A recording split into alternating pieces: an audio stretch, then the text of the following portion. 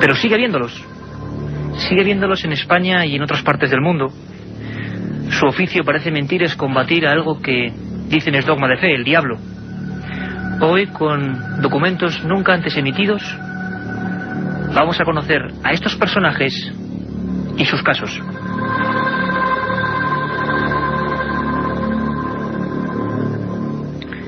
Nosotros asistimos a uno de estos exorcismos practicado por la Iglesia Católica. El Vaticano ha incrementado el número de personas dedicadas a este oficio, para el que dicen hay que tener una docta ciencia. Hay que saber de muy diferentes materias y la preparación dura años. Siempre el obispo elige a uno de ellos y, provisto de un libro muy concreto, es capaz de actuar frente al mal. Esto es Milenio 3. Sé que parece que estamos hablando de la Edad Media, pero si nos acompañáis esta noche de 9 a 11 en este horario especial, vais a entender que el tema parece mentira, pero está más en boga que nunca. Carmen Porter, buenas noches. Buenas noches, Iker. Tú eres una aficionada tremenda a los libros antiguos. Hicéis este Misterios de la Iglesia, que hoy también va a servir de piedra de toque. Después del programa que hicimos sobre estigmatizados y fenómenos místicos, la gente en avalancha nos ha pedido un tema tan duro como este. A mí me gustaría avisar a las personas. Tengo que decirlo, aunque vaya incluso en contra de la propia audiencia, aunque creo que no. Si hoy son sensibles de verdad, pues procuren no apagar el receptor, sino cubrirse con las mantas o, bueno, recogerse un poco, porque el tema es duro de verdad. Tienes un libro entre las manos que conseguiste en una vieja biblioteca de Madrid, en una vieja librería. Carmen, ¿qué es ese libro? Para que la gente vaya entrando en materia. ¿Qué significa ese libro que además está quemado? Lo estamos escuchando en sus hojas ahora mismo. Sí, los oyentes lo pueden oír porque son hojas bastante gordas, como los libros antiguos, como los hacían en el siglo XIX, porque este libro es de 1895. Se trata de un Rituale Romanum. Es un libro de oraciones que la Iglesia publicó para ir en contra del demonio, para realizar los exorcismos. Es el libro que todos los exorcistas utilizan para realizar ese ritual. ¿El para reglamento, ir en podríamos contra, decir? ¿El reglamento? Por supuesto, y que el reglamento que utilizan esas oraciones, esas manifestaciones que se hacen en contra del demonio. Todas ellas vienen en este libro, en el Rituale Romanum. Y veo que tiene dos tintas, Carmen, en negro y en rojo, porque hay veces que incluso la Iglesia Católica desde el siglo XII, luego vamos a hablar profundamente de este libro, vamos a decir, describe los diálogos entre el sacerdote y lo que probablemente pueda contestar el demonio, ¿es así? Efectivamente, porque se hizo, tras muchas experiencias, tras muchos casos, se fueron recogiendo cuáles eran las pautas que presuntamente seguía ese demonio, ¿no? O esa persona que estaba poseída. También los elementos físicos, psicológicos, que cada uno de los endemoniados, pues todo ello fueron mostrándolo, fueron recapitulando esos casos, y al final se hizo este libro, el ritual contra los demonios, el Rituale Romanum. Estamos el equipo de siempre, Carmen Porter, Katia Rocha, Carlos Barroso, vuestro amigo Iker Jiménez, y hoy la nave del misterio bien cubierta, a los mandos por el lugarteniente Juan Carlos Ingelmo. Y yo, pues como periodista os pido un poco perdón hoy. Lo que vais a escuchar ahora es un exorcismo, parte de un exorcismo, porque es hasta violento escucharlo. Yo aviso. Sabéis que Milenio 3 siempre da documentos genuinos y procuramos llegar, a veces lo conseguiremos, otras no, donde no llega nadie.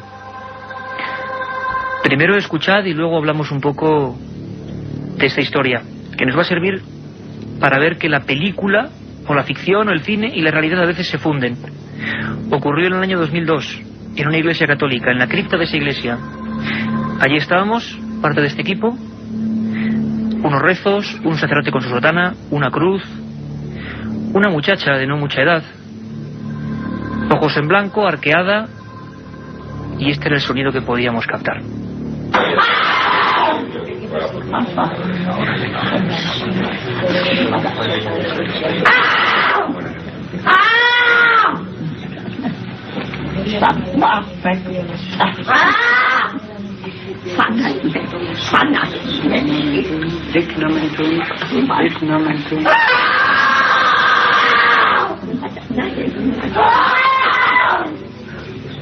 Esta es la voz, los documentos, lo que ocurre en un exorcismo de la Iglesia Católica. No estamos hablando de grupos, por ejemplo, de las iglesias evangélicas, que suelen practicarlo casi como medida de limpieza.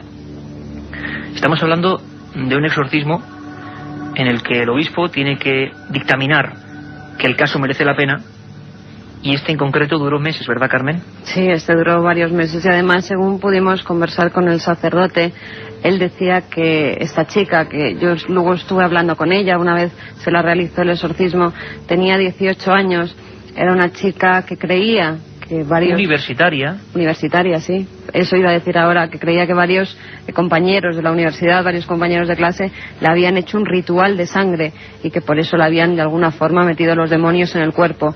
El sacerdote llevaba varias sesiones con ellas, ya cuando acudimos nosotros a este lugar, y nos dijo que solo faltaba un demonio por salir del cuerpo de esa niña. Un demonio que tenía un nombre que era Zabulón.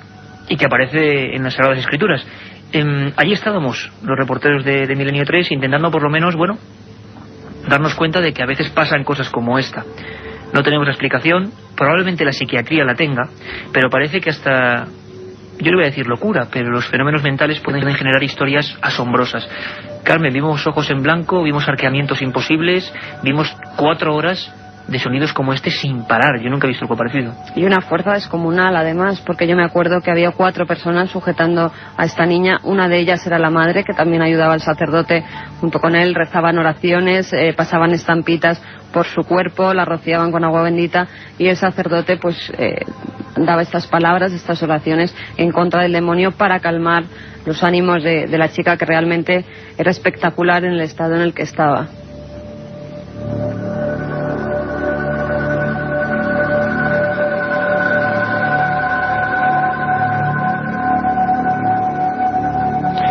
Pues es Madrid, muy cerquita de Alcalá de Henares, y es el año 2002, ni más ni menos. Hoy vamos a aprender y vamos a romper un área prohibida completamente. Esto es un área, bueno, pues restringida, solo para algunos. Y como periodistas vamos a poner los datos, los nombres, los lugares, los hechos, y luego cada uno de vosotros opináis. Yo tuve la oportunidad en el año 2000, en noviembre, de tener una entrevista distinta. Una entrevista con un sacerdote oficial de la Iglesia Católica, nombrado por el Cardenal de Barcelona. Es Pedro Súñer. El sonido sé que no es muy bueno, lo siento. Está grabado junto a un despacho gótico anexo a la Catedral de Barcelona, de noche, menudo ambiente. Le preguntaba a Pedro Súñer, en esta entrevista que tanto tiempo nos costó, exorcista oficial, que no es lo mismo que sacerdote que puede hacer exorcismos, luego lo explicaremos.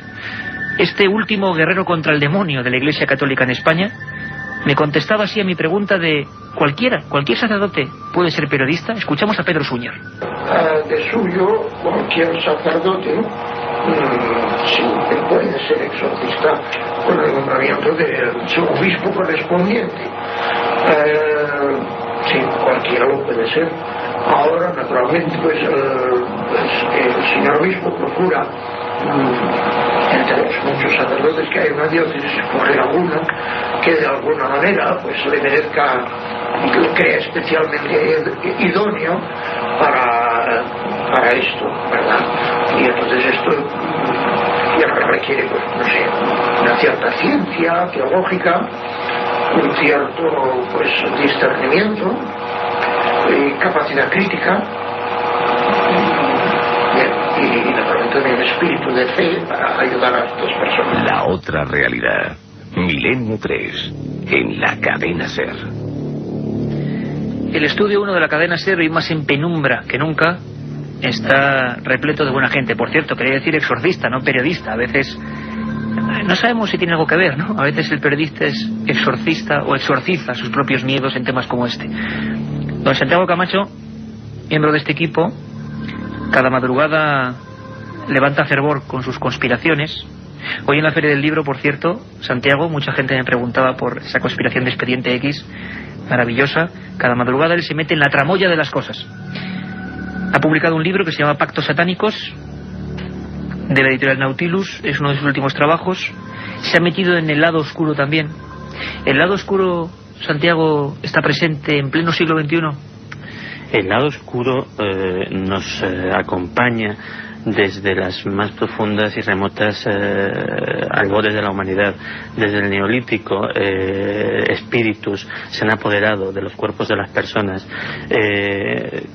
Posiblemente incluso como parte de las religiones podemos ver todavía en religiones como las afrocaribeñas, en las cuales el que alguien sea poseído físicamente y realmente por una entidad espiritual forma parte de esa religión.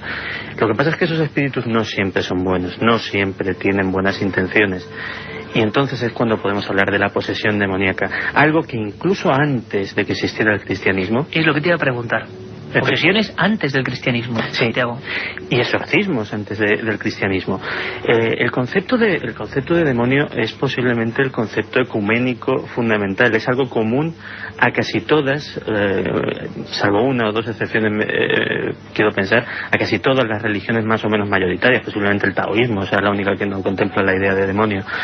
Es algo tan común que incluso en religiones politeístas como las de la antigua Grecia o la antigua Roma ya se daba el fenómeno de la posesión diabólica. Ya había entidades malignas que de alguna manera, nadie sabía por qué, tomaban posesión de un cuerpo humano, lo llevaban a los límites más extremos y bueno, alguien investido de una autoridad espiritual especial se encargaba de volver a llevar la paz a esa persona. Sin ir más lejos, el propio Jesús de Nazaret, ¿no? Hizo exorcismos. Es un tema polémico. Sé que muchos, pues como aquí en el estudio, no se han puesto los pelos de punta con ese documento de un exorcismo real. Volveremos, sobre todo a lo largo de la segunda hora, a meter documentos de esa noche de miedo, no podemos decirlo de otra forma. El Vaticano tiene un exorcista oficial. El Vaticano, con todo su poderío y toda su influencia, tiene un exorcista que es Gabriel Amort. Carmen Porter, miles de exorcismos, dice este hombre, que ha llegado a hacer libros sobre evitando siempre los nombres y los apellidos, pero un hombre que lleva pues como 70 años, y de esos 70 años, 50, preparándose solo para exorcizar a la gente y acudir a algunos casos muy concretos. Este es Gabriel Amort. Ha realizado alrededor de 4.000, entre 4.000 y 4.500 exorcismos. Lleva 14 años como presidente de la Asociación Internacional de Exorcistas y además dice que en la última década, que en el último tiempo, el aumento de posesiones, de exorcismos que se están realizando, sobre todo en Italia, luego lo veremos a raíz del año 2000, cómo surgen un montón de casos que incluso se tiene que imprimir el Rituale Romanum en todas las lenguas, en italiano, en español, se tiene que traducir del latín debido al comienzo del nuevo milenio, al fin del otro milenio, y entonces los casos, la Iglesia llega a un momento en que no da abasto, se tienen que nombrar exorcistas oficiales con gran rapidez, y uno de ellos, Gabriel Amort, fue en el que en aquella época realizó más casos de exorcismos o de posesión demoníaca. Vamos a escucharle, Carmen, a Gabriel Amort. Es unas declaraciones que hizo a través de la RAI italiana y que nuestros compañeros de Goya Producciones recogieron. Es el exorcista oficial del Vaticano, ni más ni menos. Y nos habla de por qué la gente, y esto va a ser muy importante para esta primera hora, porque si me permitís, a todo el equipo de Milenio 3 esta noche, la primera hora vamos a dedicarla a rituales, que a veces no han sido de la Iglesia Católica, al revés. Han sido personas normales y corrientes, algunos curanderos, otros sanadores, y han acabado en desgracia. ¿Podría tener todo que ver con esto? La propia Iglesia piensa que hoy en día los maleficios existen. Sí, sé que puede sonar a algo de otro tiempo, pero existen según ellos. Gabriel Amort nos habla así, el exorcista del Vaticano, de por qué alguien puede ser poseído, ni siquiera con un enemigo directo, sin saberlo. Escuchamos a Gabriel Amort. El maleficio es hacer el mal a una persona a través del demonio. Maleficio es una palabra genérica. El mal infligido a la persona por medio del diablo puede hacerse de muchos modos diversos. La forma más común del maleficio es el hechizo. El maleficio puede hacerse con un hechizo, con el mal de ojo, con una maldición, con un rito vudú, con una macumba, con un rito satánico. Puede hacerse de muchos modos diversos. A veces las personas que hacen maleficios usan objetos que por vía maléfica introducen dentro de la persona. El caso más grave que yo he conocido es que uno, dentro de su almohada, encontró un sapo vivo. ¿Cómo consiguió entrar dentro?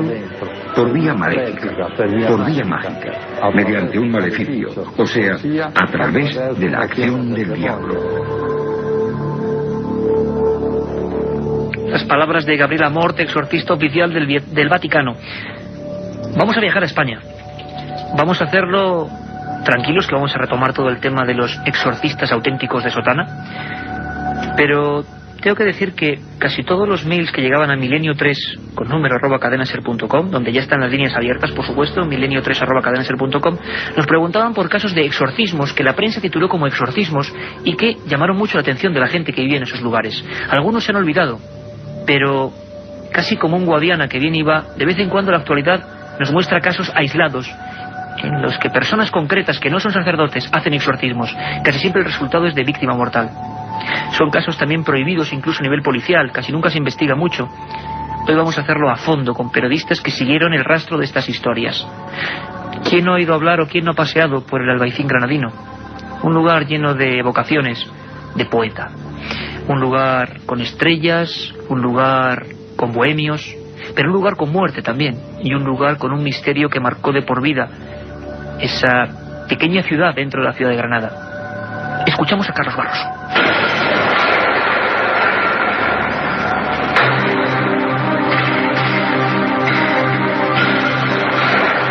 El Albaicín granadino, atravesado de callejas estrechas y casas apiñadas, ha sido siempre lugar amigo de la magia y los rituales de todo tipo.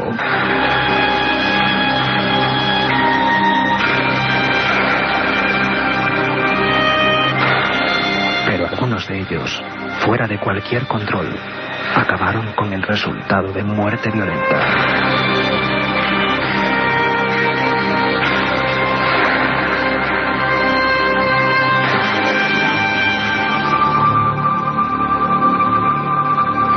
Esto es Milenio 3 en horario especial, de 9 a 11 de la noche con vosotros, mañana de 4 a 5 y media. Luego Carmen Porter dará buena cuenta de todos los datos y citas que tenemos con vosotros. Exorcismos en España y fuera de España. Exorcismos y exorcistas sería un título más adecuado. Para mí es un placer vivir el periodismo al límite de sucesos con gente como la que me acompaña hoy.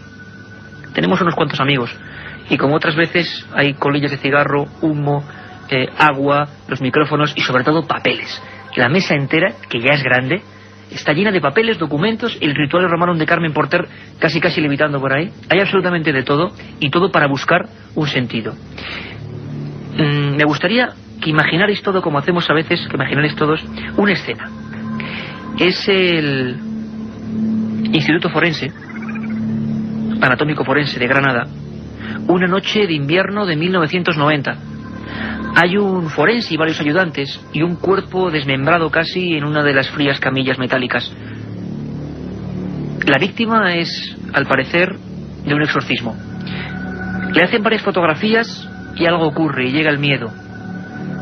Esos forenses en ese momento no sabían que la víctima que tenían ahí, frente a ellos, con los ojos abiertos, muerta, había sido protagonista de uno de los casos más espantosos de nuestra historia. A un lado del estudio 1 está Juan Vallejo, buen compañero, buen amigo. Bienvenido a tu casa. ¿Cómo estás? Hola, buenas noches. ¿Cómo estás, Siquer? Estás relleno, como siempre, de papeles y documentos. Hiciste un libro magnífico, Operación Al-Ándalus, junto con Lorenzo Fernández. 20.000 kilómetros por los misterios de Andalucía. ¿Qué pasa esa noche en Anatómico Forense, Juan? Pues esa noche que la ciencia se enfrenta a lo inexplicable, Iker, porque, como tú bien decías, ¿no? Cuando empieza la autopsia, yo he visto vídeos de autopsias, he visto autopsias de la realidad, ¿no? Pues siempre hay algunas personas que hacen fotografías, incluso se graban también vídeos de cómo se va desmembrando el cadáver, el cuerpo, para ver, bueno, pues luego para rescatar algunas pruebas que puedan haber sucedido, haber pasado, que quede rastro en el cuerpo. Bien, pues lo que ocurre aquella noche es que se tiran 32 fotografías, un carrete de 32 fotografías, se vuelve a tirar otro carrete más y a la vez otra cámara de fotos está haciendo instantáneas Polaroid. En total son 72 fotografías más la Polaroid y además una filmación en una cámara de vídeo. Hasta ahí parece todo medianamente coherente o correcto desde el punto de vista de la medicina legal, que es lo que importaba en aquella noche, ¿no? Pero cuando a los pocos minutos de acabar la autopsia se comprueban las fotos de la Polaroid, que se habían dejado boca abajo para que no tuvieran ningún problema revelado por la luz fluorescente que había en la sala, pues se comprueba que las fotos Polaroid están llenas de manchas sin sentido. Se revelan las 72 fotografías a un ritmo vertiginoso lo más rápido posible, y el forense y la juez no salen de su asombro cuando ven que las 72 fotografías no están llenas nada más que de manchas también. Aquel suceso inexplicable que marca aquella noche llena de tragedia y de locura y de velocidad, pues la jueza rápidamente, antes de que el cuerpo pase ya pues a disposición de los familiares para que pueda ser enterrado, de nuevo le ordena al fotógrafo del juzgado que tire otro nuevo carrete de fotografías, que más inexplicablemente todavía, después de corroborar que las cámaras estaban bien, aparecen de nuevo veladas. Aquel cuerpo se llamaba Encarnación Guardia. El diario El País titulaba Exorcismo brutal en el Albaicín. Era el 30 de enero de 1990. Una noche espantosa, la hemos recordado, hemos investigado, hemos sacado documentos, y nos ha vuelto el mismo frío que tuvimos en aquella época cuando, mucho más jóvenes, lo recordábamos a través de la prensa. Juan Vallejo siguió la historia porque él es granadino, paso a paso, milímetro a milímetro. Encarnación Guardia venía de una historia, parece ser repleta de fracasos, venía del sur de Francia, y su familia era muy especial. Había un condimento terrible a veces, que es el espiritismo. Miembros de esa familia, de un entorno sociocultural bastante humilde, creían tener la facultad de poder hablar con la voz de los muertos, con la voz de uno de los hermanos muertos de leucemia, que parece que se comunicaba con ellos. Una imagen espantosa, una diapositiva espantosa. Encarnación Guardia regresaba de Francia con el convencimiento de que tenía dentro de sus entrañas un macabro regalo, el hijo del diablo.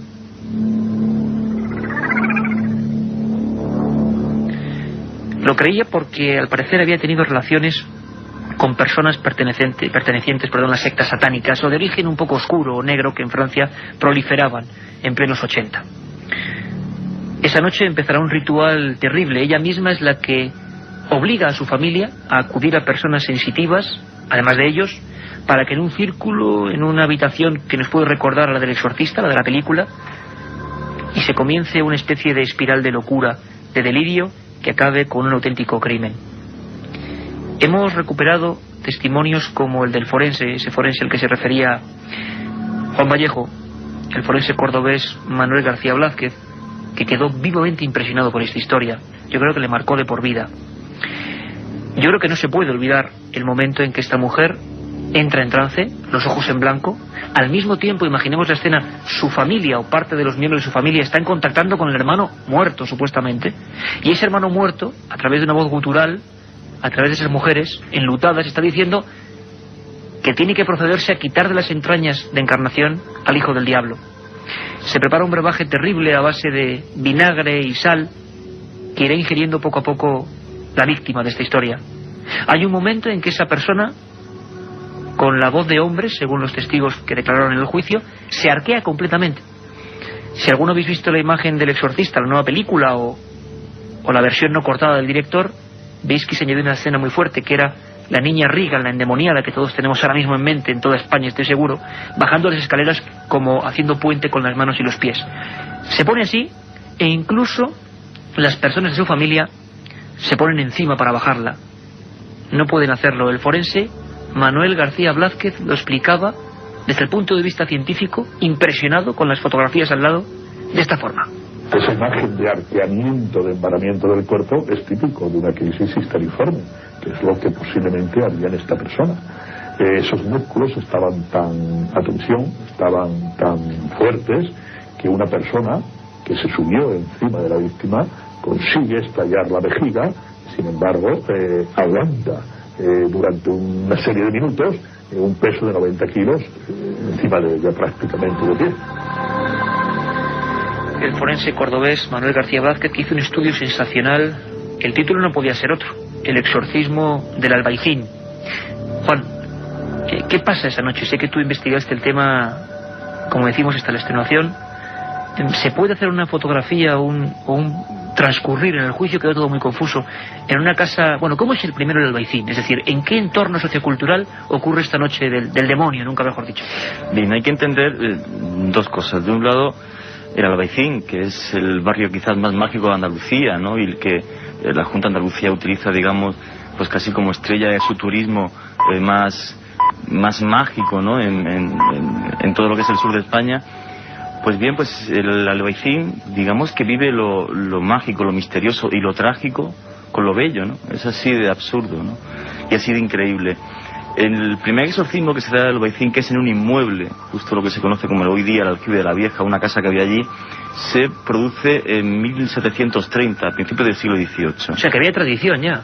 Ya había tradición, pero hay un dato que es histórico que es muy, muy curioso. Y es que antes de la toma de Granada, la población ya mayoritariamente bereber, no árabe, que vive en el Albaicín, deja bajo sus casas objetos malditos para que los conquistadores jamás puedan quedarse con toda la paz en ese terreno. Ese dato ya es cuando menos curioso.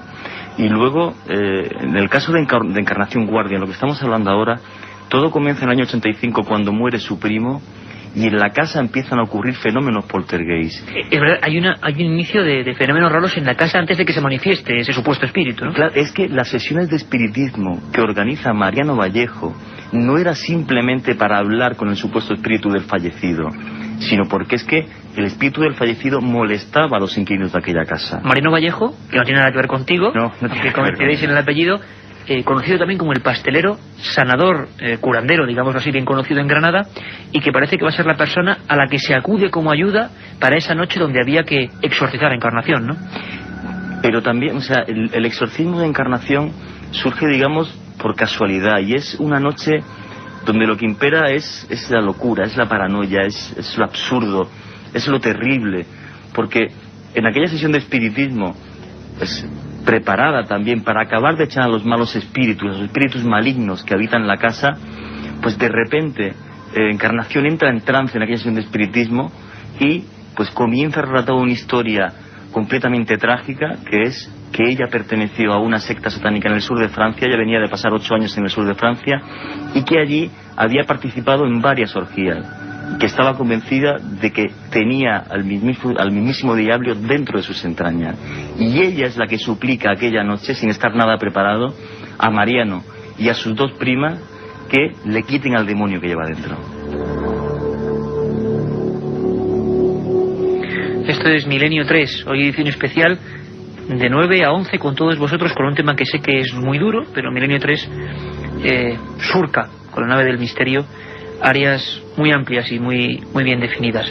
Hay un momento de ese exorcismo del Albaicín que yo creo que es el ejemplo más terrible del verdadero diablo, ese que existe de verdad. El otro no lo sabemos, algunos creerán en él, otros no, pero el diablo que existe de verdad y que está presente es el mal, ¿no? El mal en su estado puro, que puede a veces valerse de la ignorancia, de la incultura, del fanatismo y de elementos que como en un cóctel se juntaron en aquella casa, y aquello sí que era el diablo. Hay un momento, según parece, que como si fuese la película de William Friedkin, El exorcista, el cuello de Encarnación Guardia, 36 años, tez morena, alta, fibrosa, empieza a girar como una peonza, como si fuera en 360 grados. Y esto no lo dice un aficionado al cine, lo dice el forense que estudió la historia y que se apasionó con ella, Manuel García Blázquez. De lesiones ligamentosas en el cuello estaba destrozado prácticamente, que no era extraño que ese cuello girase pues como la peonza, que incluso ese cuello a veces se viera caer como un muñeco de trapo y subir. Estuvimos analizando todas y cada una de esas lesiones y el fenómeno quedó suficientemente explicado. A pesar de que la ciencia tenga evidentemente una explicación, algo natural, ver un cuello parece que sujetado casi sin los huesos, como una peonza, y que se vuelve a elevar, tiene que ser una experiencia límite. Ese exorcismo va engrandeciendo su violencia con el paso de las horas de esa noche, ¿no, Juan? Efectivamente, ten en cuenta que conforme van pasando las horas, aquel brebaje que se prepara a base de vinagre, de sal y de pimienta, básicamente, pues hace que Encarnación Guardia empiece a vomitar, empieza a desencajar su rostro.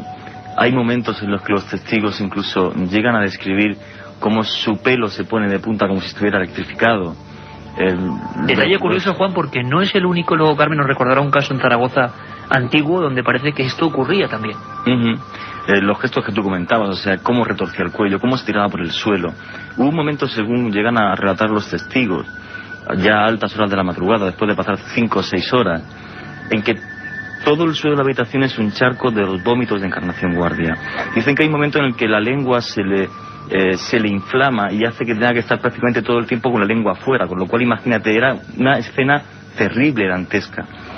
Y ya, digamos, el colofón de aquella noche, o lo más terrible, que nunca quedó claro si lo que la última persona que participa, que era también familiar de ella, y que se dedicaba en el Albaicín a realizar abortos ilegales, aparece en la casa por casualidad, o aparece porque es llamada para ello, viene, digamos, ya a sacar de las mismísimas entrañas de Encarnación Guardia al diablo.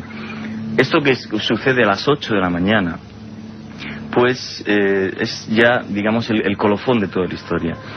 Lo que hace esta señora que llega allí, prima de Encarnación Guardia, es introducir su mano por la vagina y por el ano hasta que es capaz de, según también relatan los testigos, de extraer una masa que huele fatal y que puede tirar al baño. Entonces es cuando ellos piensan ya que han extraído el mal de Encarnación Guardia. Cosa que, como luego se demuestra en la autopsia que realiza el forense, lo que hizo fue, cuando introduce su mano por el ano, sacar un puñado de heces. Incluso esa noche llegaron las operaciones a ir más allá, según nos va a contar el forense Manuel Blázquez. La sensación es que había llegado a la espiral del delirio, como comentaba Juan Vallejo. Toda la prensa granadina y nacional siguió con expectación uno de los primeros casos de exorcismo popular que se daban, al menos a la luz pública, en España. Antes de esta escena, parece ser que Encarnación Guardia ruega que se quemen sus ropas en la calle y que se tiren sus joyas también por el baño porque están poseídas. No parece sentir ningún dolor. Al final parece que incluso la muerte llega antes, que por desgarramientos por edema pulmonar se le encuentran 200 gramos de sodio de sal en sangre. Toda la noche bebiendo aquella pócima que esa voz espiritual parece que le recomendaba, algo delirante. El forense se quedó impresionado cuando recibió el cuerpo para su análisis. No nos extraña que dedicara años a investigar este asunto. Y nos habla de hasta qué punto esos curanderos llegaron en su afán de hacer abortar al hijo del diablo. No había embarazo, eso quedó probado suficientemente, no había gestación ninguna. Entonces alguien introduce la mano en la vagina y lo que coge es intestino, lo coge a través de la pared vaginal. Entonces cree que aquello es el aborto, y aquella persona, quizás motivada por la propia víctima que pedía que le sacaran aquello, pues lo que hizo fue desgarrar totalmente el intestino. Las palabras del forense que llevó el caso. Tengo, que es el archivo del País, un sinfín de documentos, de recortes. Comienza el juicio del exorcismo del Albaicín, en el que murió una mujer. Absueltas 3 acusadas de matar en una sesión de exorcismo. Suspendido el juicio sobre el exorcismo del Albaicín. Al final, ¿cuál es el final de esa noche? Que acabará en la escena que hemos empezado, en ese anatómico forense de Granada. ¿Qué pasa? Se lleva al hospital, parece que toda aquella espiral de locura, la gente, a pesar de su fanatismo, entra en la conciencia de que han hecho algo mal, que pensaban ellos que Encarnación Guardia, después de ser despojada de eso que eran intestinos, parece que creían que iba a volver, que no pasaba nada, ¿no? Pero Encarnación, claro, no volvía.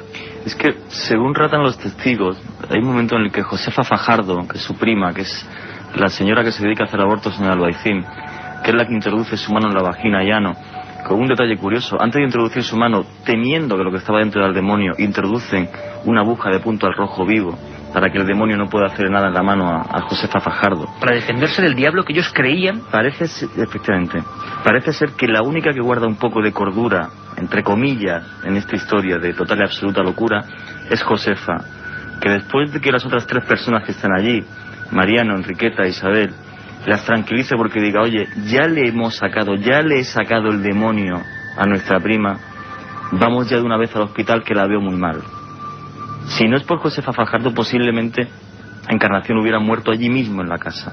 ¿Murió en el hospital? Murió unas 12 horas después en el hospital, sí. Entró en estado de shock ya al hospital, bueno, entró fatal, muy mal. Y entonces la medicina fue imposible que la recuperase. Toda esta gente, todos estos implicados, todos los protagonistas de esa noche digna de las pinturas negras de Goya, están hoy en libertad, ¿no?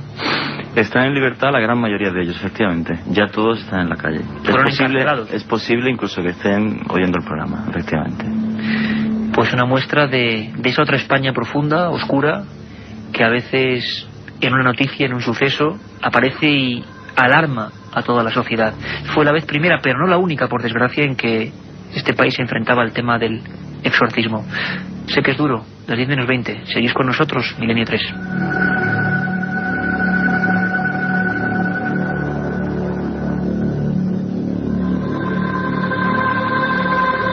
La otra realidad. Milenio 3. En la cadena SER.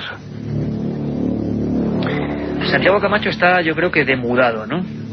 Y conoce ya bien el caso. Pero es que Juan Vallejo, investigador nato, creo que cuenta las cosas con la pasión de quien casi las ha vivido, ¿no? Quien ha seguido el tema y ha pasado casi en la casa de uno, ¿no?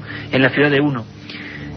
Santiago, este tipo de rituales no realizados por la Iglesia Católica, que cuidado, yo no digo que unos sean los buenos y otros los malos, este desde luego es lo malo, pero por personas que se creen con poderes, están ocurriendo, se están incrementando, están pasando en Europa, en Estados Unidos. Tú has estudiado el tema profundamente. Sí. Existen dos núcleos geográficos donde este tipo de exorcismos, llamémosle incontrolados, están incrementándose de una manera alarmante. Uno de ellos es Estados Unidos y el otro es África.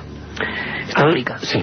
Estados Unidos están justo cada uno en un extremo del mapa del desarrollo, ¿no? Pues de lo más desarrollado a lo más primitivo. En Estados Unidos el agravante está en que lógicamente no es un país en el que la religión católica sea mayoritaria, por lo cual no hay exorcistas, pero sí es profundamente cristiano hasta algunos extremos fanáticos. Hay dos zonas concretamente, que es la costa este, lo que se ha dado en denominar el cinturón de la Biblia, y el medio oeste, donde se han dado casos. Ahora mismo recuerdo un caso en Minnesota en el cual una pareja de niñas gemelas de corta edad, creo que no eran ni siquiera adolescentes, fallecieron a consecuencia de un ritual de estos por extenuación. Es decir, ni siquiera porque se hiciera cosas realmente malas con ellos, sino directamente porque un ritual de días y días terminó por simple cansancio, por simple extenuación con la vida de estas dos chiquillas. En Estados Unidos la cosa ha llegado a tal extremo que un predicador, Bob Larson, se ha dedicado a estar ahora mismo creando una especie de ejército de exorcistas. Ya tiene por lo visto más de 40 por todos los Estados Unidos, y su idea es que cada persona que crea que lo necesita tenga un exorcista preparado, un exorcista evangélico en este caso, a menos de una hora de su casa. Y lo hace no porque él tenga una pasión fanática por esto, sino realmente por el afán de salvar vidas. Es decir, estamos llegando a este extremo. En el otro extremo, en África, la cosa es totalmente distinta. Ahí tenemos una tradición de animismo, una tradición de magia y de brujería ancestral, que el cristianismo apenas ha rascado la superficie. Pues todos recordamos, por ejemplo, a Monseñor Milingo, que el arzobispo de Lusaka, que luego dio un tremendo escándalo, que se dedicaba a hacer extrañas ceremonias a medio camino entre el exorcismo, la brujería local, y que luego, poca gente lo sabe, él mismo ha sido sujeto de un exorcismo en el santuario de Fátima después de dar aquel tremendo escándalo al casarse por el rito de la secta Mun, y que curiosamente en ese exorcismo, pues, los escasos testigos parece ser que dijeron que Milingo realmente dio muestras de posiblemente haber estado incluso poseído. En cualquier caso, en África se hacen exorcismos para todo. Se hacen exorcismos para curar el SIDA, esa tremenda lacra que hay en ese país. Se hacen exorcismos porque ante cualquier desgracia, ante cualquier comportamiento anómalo, enseguida la población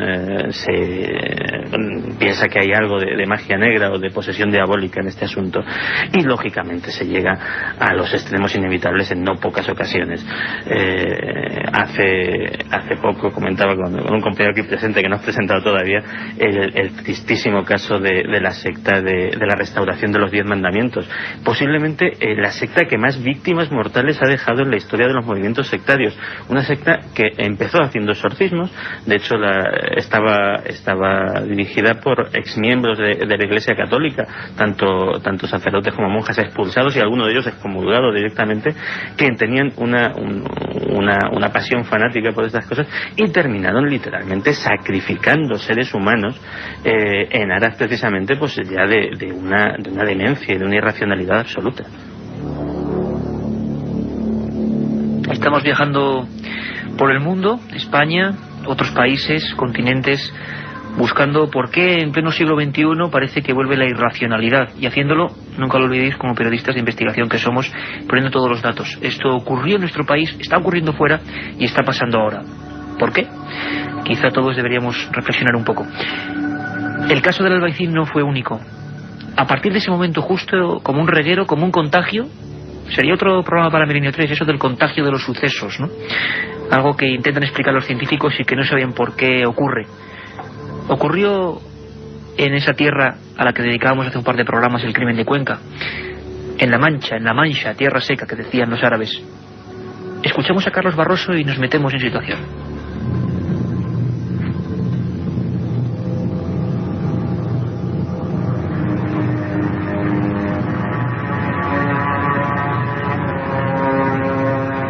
El caso del exorcismo Encarnación Guardia, por desgracia, no fue el único.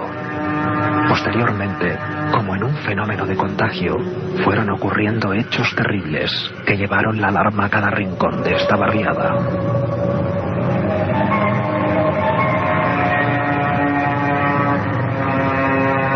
La localidad manchega de Almansa se despertó sobresaltada aquella madrugada. Los gritos llegaban desde una casa en pleno corazón del pueblo. La víctima era una niña. Los ejecutores, miembros de su propia familia. ¿Qué había ocurrido realmente?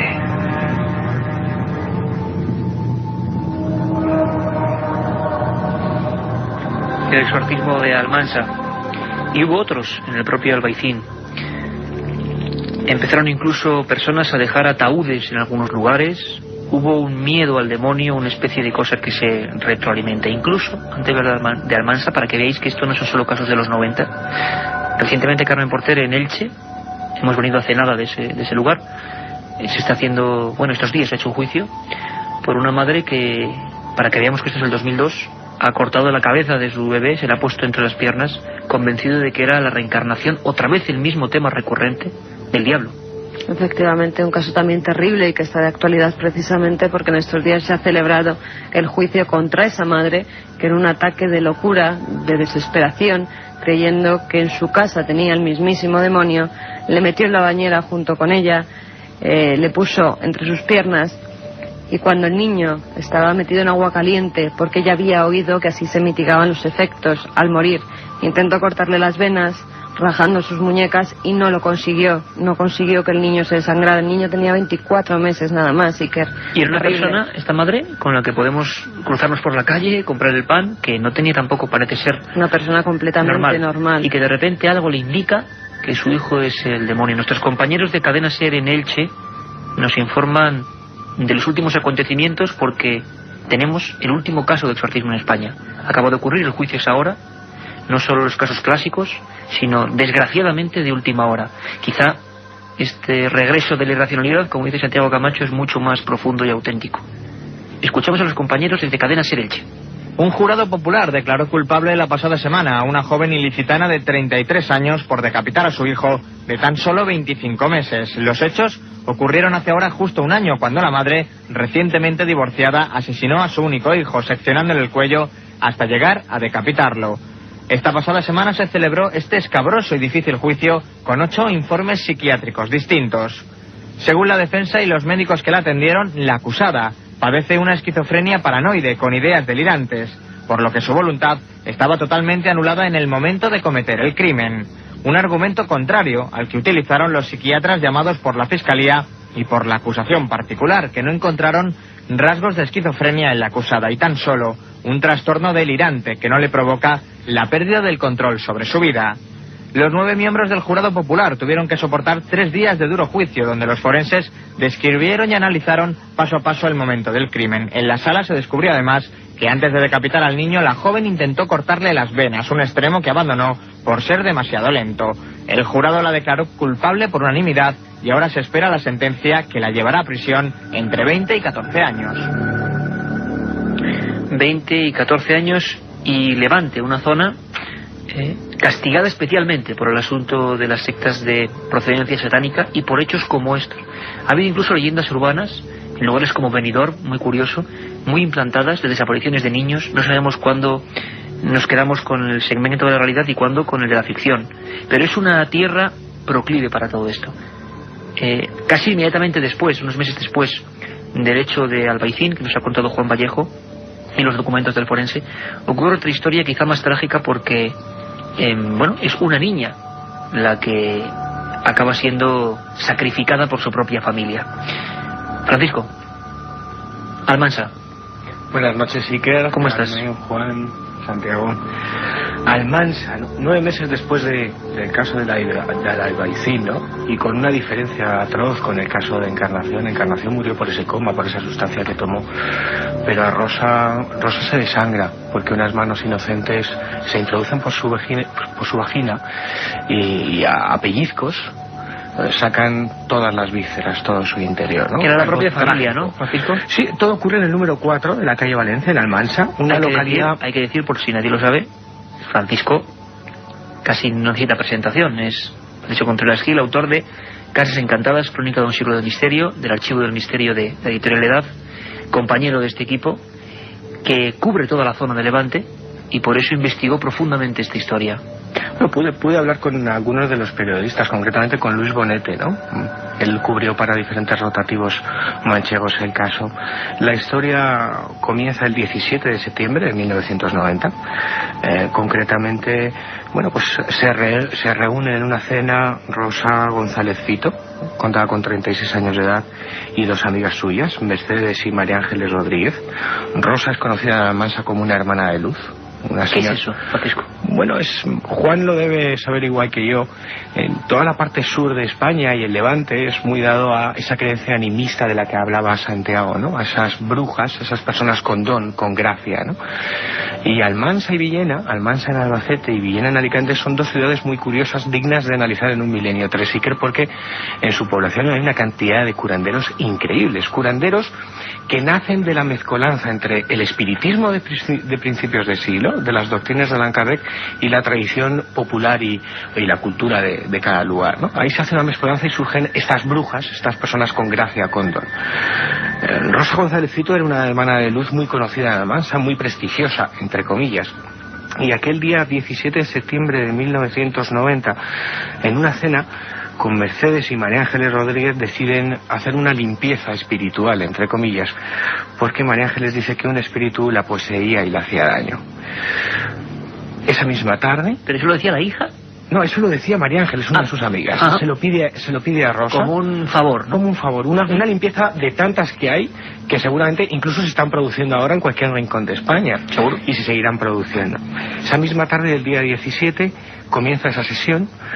La cosa se empieza a poner delirante. Es una espiral de locura religiosa, porque ocurren fanatismos, o se desarrolla el fanatismo entre esas 3 mujeres, hasta tal punto que María Ángeles está con sus hijos que tienen 5 y 6 años de edad respectivamente, y en ese estado de limpieza empieza a ver que no es un espíritu lo que le molesta, sino que es el propio demonio.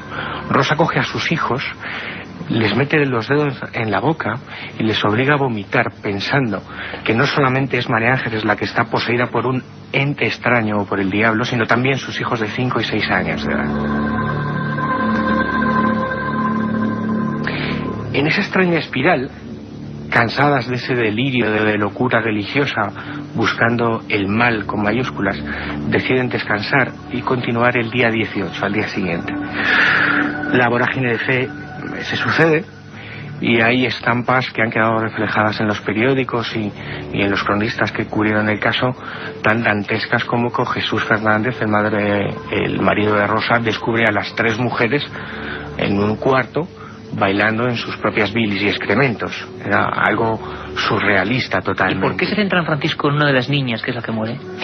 Se centran porque durante 3 días en esa espiral de locura, no se sabe qué mecanismos tiene el cerebro, qué chip se suelta en el cerebro de cualquier mente, y empiezan a buscar al diablo en cualquier personaje de la casa. Y es ahí donde entra en juego Rosa Fernández. Contaba con 11 años de edad y que era una niña inocente, conocida como la Gordita en Almansa.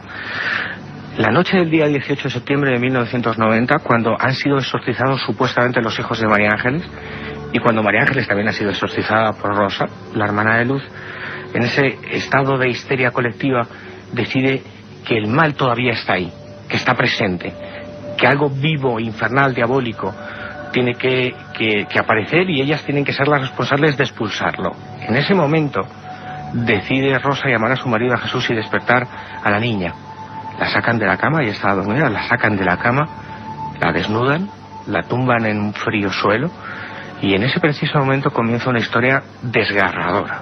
Nunca mejor dicho, ¿no? Desgarradora porque Rosa, no se sabe por qué motivos, decide que su hija está embarazada del diablo. Otra vez el mismo tema, que luego hablaremos de eso en segunda hora, recurrente, ¿no? El hijo del diablo, el maligno, casi el anticristo que vuelve en el cuerpo de una mujer.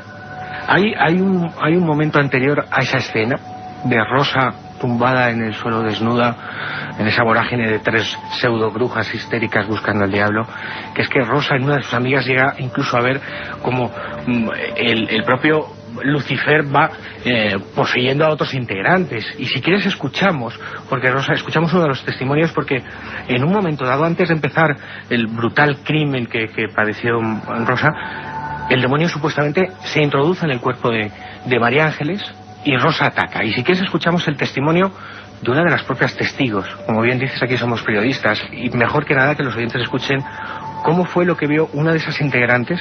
Pero incluso, Francisco, tenemos la visión, incluso si quieres, en cuanto llega también la visión científica, ¿no?, de la Cruz Roja de Almansa, que llega hasta ese sitio, y lo que ven ellos, digamos, Francisco, desde fuera, es la evidencia.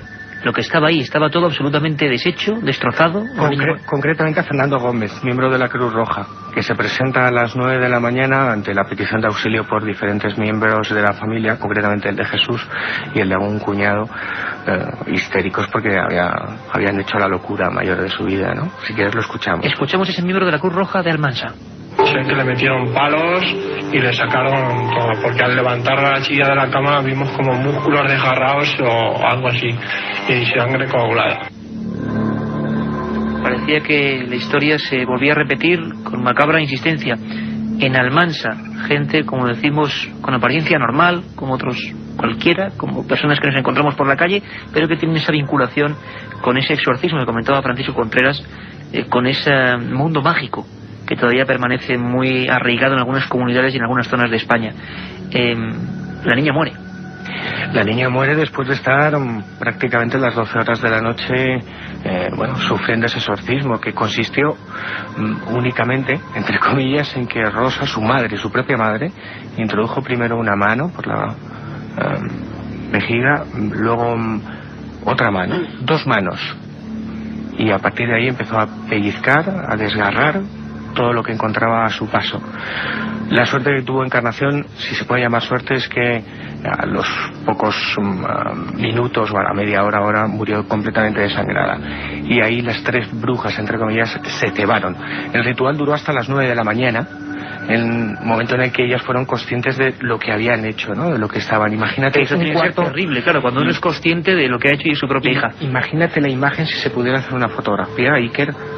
4 paredes completamente ensangrentadas, cristales rotos, palos, 3 mujeres con sus ropas desgarradas, llenas de sangre, vísceras por el suelo, y en ese preciso momento empiezan a ser conscientes de que algo no ha sido normal, de que algo normal no ha pasado.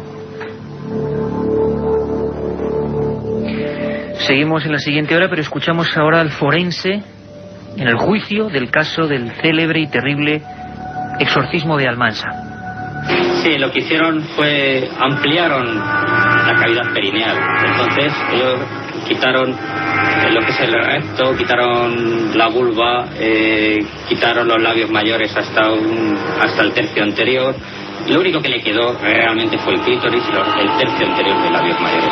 Todo lo demás fue ampliado, o sea, había un hueco ahí, ¿no? Que normalmente está la vulva, está el periné, está el recto, o sea, está el esfínter anal, y todo eso había sido ampliado de forma traumática y no utilizando ningún tipo de objeto. Fue manualmente. A mí se me queda una imagen, y es la que tengo encima de la mesa ahora mismo, Iker. Y es un Renault 9 de la Guardia Civil, 2 agentes de la Benemérita, y Rosa, con un pantalón corto, sin zapatillas, camisa blanca, completamente ensangrentados, y una frase que decía a esos fuerzas de seguridad: lo hice y lo volvería a hacer por el bien de mi hija. Satán la había poseído y portaba un hijo suyo. Seguimos con más temas de este tipo. De 10 a 11 os dejamos con los servicios informativos de la cadena SER. Ahora regresamos.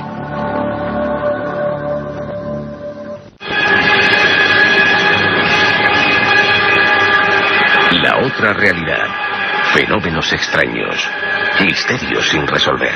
Milenio 3. En la SER.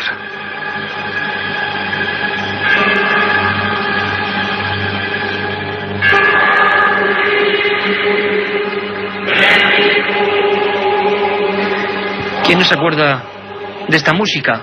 Esto es Milenio 3. Os seguimos acompañando de 10 a 11. Mañana de 4 a 5 y media. Queréis un programa duro, a fondo, sobre el asunto de los exorcismos, y aquí estamos.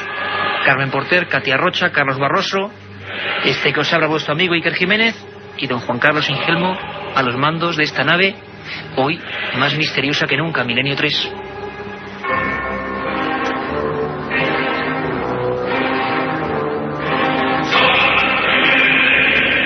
La profecía.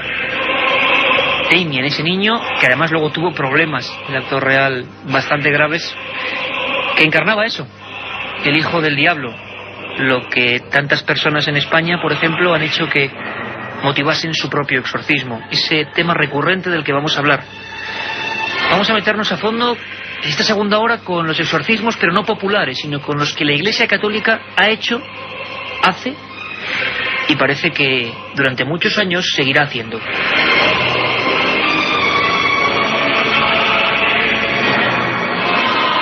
Un hombre atormentado que viajaba en Roma exactamente el 6 de junio a las 6 de la mañana y que cambiaba a un hijo por otro. Qué curioso, casualidades del destino. Era Gregory Peck, el actor que acaba de fallecer.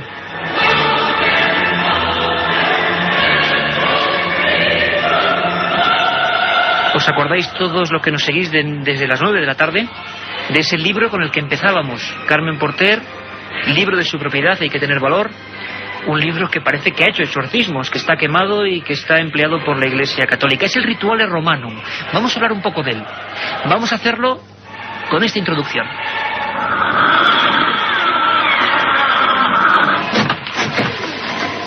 ¿La señora McNeil?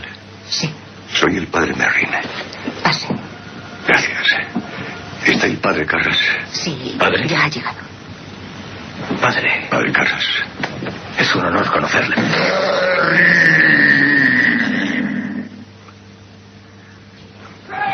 Está muy cansado. Quisiera que se acercara usted a la residencia, Damien, y trajera una sotana para mí, 2 albas, una estola púrpura y agua bendita. Ah, y también su ejemplar del ritual romano antiguo. Creo que debemos empezar. milenio3@cadenaser.com. Esa vía abierta ya con todos los amigos a los que hasta en esta noche de miedo agradecemos vuestra confianza. De nuevo impresionante la acogida en la Feria del Libro. Mañana por la tarde estaremos ahí con muchos más temas en la Feria del Libro de Madrid. A veces hay que descansar un poco. El programa tiene altos y bajos en cuanto al miedo, porque incluso entre los propios compañeros de la cadena SER pues se ha fundido un poco, o difundido mejor dicho, parte de la tensión y el pánico que se está viviendo en este estudio 1, porque el tema lo requiere. Rituales Romanum, y teníamos al atormentado padre Carras, ese Jason Miller, ese papel inolvidable, con Max von Sydow haciendo de exorcista. ¿Os acordáis, no? El pelo blanco, la sotana, la luz de una ventana, el maletín en la mano y aquella casa supuestamente endemoniada, la película más terrorífica de todos los tiempos, El Exorcista. Vamos a conocer ahora, y aquí, en la cadena SER, donde si no, a los verdaderos exorcistas. Carmen, volvemos con tu libro. Ese libro, el Rituale Romanum, que hemos dicho que son las reglas fundamentales por las que el sacerdote, según la Iglesia Católica, se enfrenta al demonio, al diablo, al mal. Dogma de fe, no lo olvidemos, porque mucha gente es muy curioso, me ocurre constantemente, no, es que esos temas yo no creo, y luego, bueno, pues son cristianos, creen en cosas evidentemente sobrenaturales, y deberían creer en esto. Un libro con muchas tinturas diferentes, quemado por sus extremos, hemos dicho, se ha tenido que reimprimir, lo hemos pasado por encima, Carmen. Carmen Porter, por supuesto, nuestra compañera, autora de Misterios de la Iglesia. Primero, ¿se utilizó ese libro en el caso que de verdad originó la película del exorcista, Carmen? Por supuesto que se utilizó, y que además fue un exorcismo tremendo, un caso real en el que se basó esa mítica película de terror, El Exorcista. Los hechos ocurrieron en 1949 en Mount Rainier, en Washington, y el protagonista no era una niña, como en el caso de la película, era un niño, era Robert Mannheim.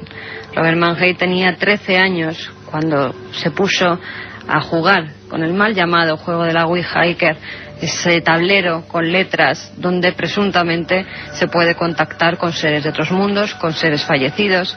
Su tía Harriet era la que le indujo a esta práctica, y cuando ella muere es cuando se empiezan a producir todo tipo de fenómenos extraños en la vivienda. Libros que salían volando de las estanterías, abrigos que salían solos de los armarios, incluso alrededor de la cama del niño se oían unos tacones que él conocía muy bien porque eran los de su tía Harriet. Y eso cuando la tía físicamente ya no estaba, claro, cuando estaba fallecida. Cuando ya había fallecido.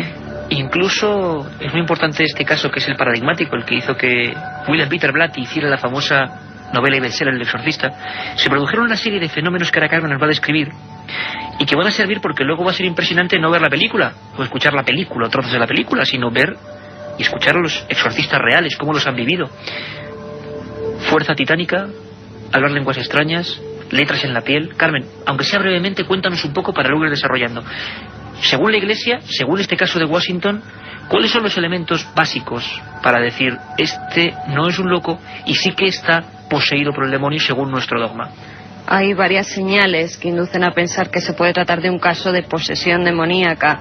Hay señales tanto físicas como psíquicas.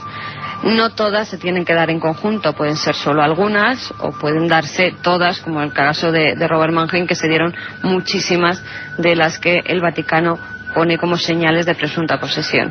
Algunas de ellas, de las psíquicas, son demostrar odio hacia Dios, hacia la Virgen y demás símbolos sagrados, hablar idiomas desconocidos, es decir, xenoglosia o glosolalia, lenguas desconocidas que el supuesto endemoniado entiende e incluso contesta en ellas cuando en su vida las ha podido ni estudiar ni conocer.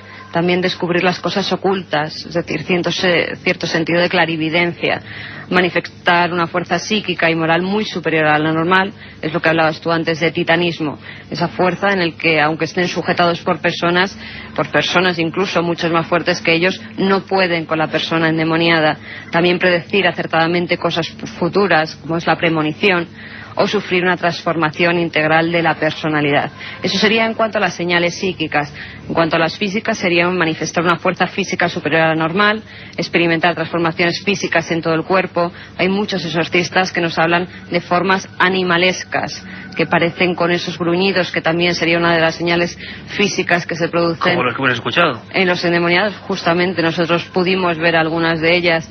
Efectuar violentas convulsiones y torsiones del cuerpo, incluso girar el cuello, como se ve en la película del exorcista. Esto también ha ocurrido en la realidad y hay testigos de ello. Y como nos contaba el forense del caso del Albaicín. E inferir las leyes físicas, desplazamiento de objetos o incluso levitación. Incluso levitación. Esto sería, según vamos a escuchar ahora en voz de los exorcistas, el fenómeno más raro que ellos han visto. Y muy atentos todos, esto es Milenio 3. Vamos a empezar a hablar con ellos, con esas personas que ocupan un cargo especial. Hay dos tipos. Uno, el párroco, el sacerdote de la Iglesia Católica, que como jefe, entre comillas, vamos a decir, como diría nuestro compañero Francisco, de su iglesia, puede ayudar de esta forma, siguiendo el Rituale Romanum o con la propia Biblia, a supuestamente enfrentarse al mal. Y luego el exorcista oficial, escuchábamos la voz de Pedro Suñer, el que por su sapiencia, por su ciencia de este tema tan oculto, es considerado como en España o en su región el maestro, digamos, hacedor de este tipo de rituales, el que está más preparado después de años y años de estudio. José Antonio Fortea ha escrito su tesis sobre el demonio, le llamó Demoniacum. Hemos estado con él en algunas ocasiones. Él no es exorcista oficial, hay que dejarlo claro, sino sacerdote que, a raíz de gente que ha venido a través de ese trabajo a verle, ha podido encontrarse con casos que él dice verdaderos. Siempre, Iker, con el permiso del obispado de su diócesis, eso sí, realiza los exorcismos con ese permiso. Pues vamos a escuchar a José Antonio Fortea. ¿Cómo es el ritual? ¿Cómo empieza él, el ritual del exorcismo? El ritual del exorcismo para la Iglesia Católica son una serie de oraciones hechas a Dios para pedir que libere a esa persona de esa influencia del demonio. Y después, en mitad de esas oraciones, sí que el sacerdote se dirige directamente al demonio, ordenándole, con su poder sacerdotal, ordenándole que salga de ese cuerpo.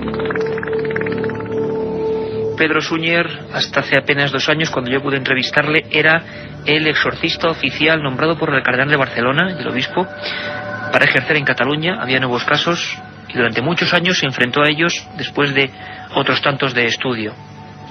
A él le llamaba mucho la atención otros fenómenos, vamos a hablar de ello ahora, que al margen del poseído, pues este poseído real o no, eso ya queda en la mente de cada uno, ocurrían por ejemplo en habitaciones, en entornos, cosas que él mismo había podido ver. Escuchamos, perdón por la calidad de la grabación, fue una entrevista no hecha para ser radiada, una entrevista con el exorcista oficial, con el verdadero exorcista, y nos contaba que a veces ocurren, en estos casos muy pocos, muy concretos, cosas como esta. En casos se me han presentado muchos, sí, muchos relativamente. Yo diría que alrededor de unos 100. Alrededor de esos 100 casos. Ahora, de estos 100 casos, alrededor del 90%, por tanto de 90, eran enfermos mentales. Sí, o sea que son relativamente la mayoría de la gente que pretende y que le parece con toda buena fe, pero que se creen endemoniados o con influjos diabólicos, después de unas sesiones de estudio y, como digo, consultando con un psiquiatra, pues entonces se ve que no hay tal, que estos son la inmensa mayoría de casos no son. Por tanto, de este 10% más o menos que quedaban, pues diríamos que 2 o 3 consideré que podían, que parecía que sí, que era conveniente practicarles los exorcismos en sentido propio, y los otros pues 8, 9 o 10, pues estos